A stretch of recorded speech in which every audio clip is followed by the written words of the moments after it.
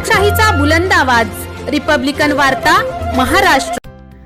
परभणी संजय जाधव यांची खासदारकीत हॅट्रिक, महादेव जानकरांचा पराभव, पंतप्रधान नरेंद्र मोदी यांची सभाही गेली फेल।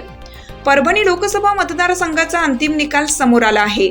परभणीमध्ये शिवसेना ठाकरे गटाचे उमेदवार संजय जाधव यांनी विजय खेचून आणत खासदारकीची हॅट्रिक केली असून राष्ट्रीय समाज पक्षाच्या महादेव जानकर यांना पराभवाचा धक्का बसला आहे। महाविकास आघाडीचे उमेदवार संजय जाधव 1,30,000च्या फरकाने विजयी झाले आहेत।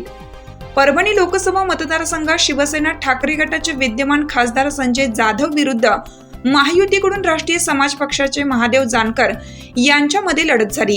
त्याचबरोबर हवामान अंदाजक म्हणून शेतकरी वर्गामध्ये प्रसिद्ध असणारे पंजाबराव डग यांनीही वंचित बहुजन आघाडीकडून अर्ज भरला होता। मात्र या लढतीत संजय जाधव यांनी बाजी मारली। आजच्या मतमोजणीत संजय जाधव यांनी पहिल्यापासून आघाडी घेतली होती। अखेर त्यांचा तब्बल 1,00,000च्या मतांनी विजय झाला। संजय जाधव यांच्या विजयाने ठाकरे गटाने 35 वर्षाचा किल्ला अभेद्य ठेवला असून महादेव जानकर यांना चौथ्यांदा खासदारकीने हुलकावणी दिली आहे। यावेळी सुरुवातीला महादेव जानकर हे माढ्यातून लढणार असल्याची चर्चा होती।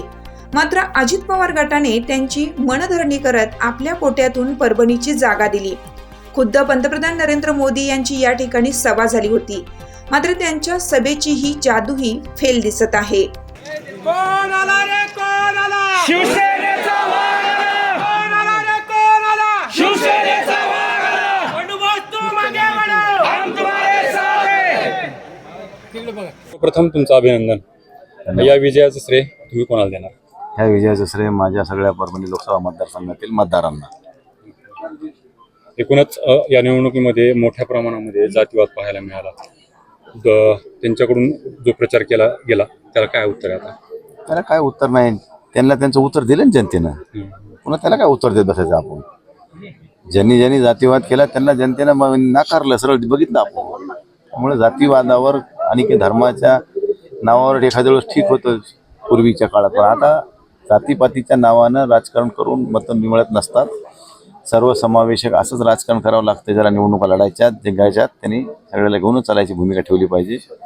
जातीच्या नावावर मतं मागितल्यानंतर जसं आज पराभवाला समोर जावं लागलं त्यांना, तशाच पद्धतीची भूमिका मतदार हा ठरवत असतो।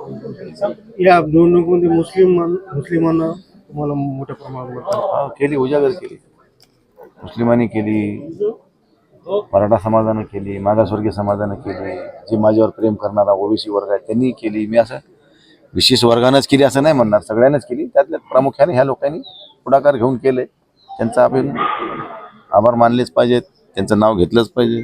काय मामा? 100%। काय प्रश्न घ्या तुमचं?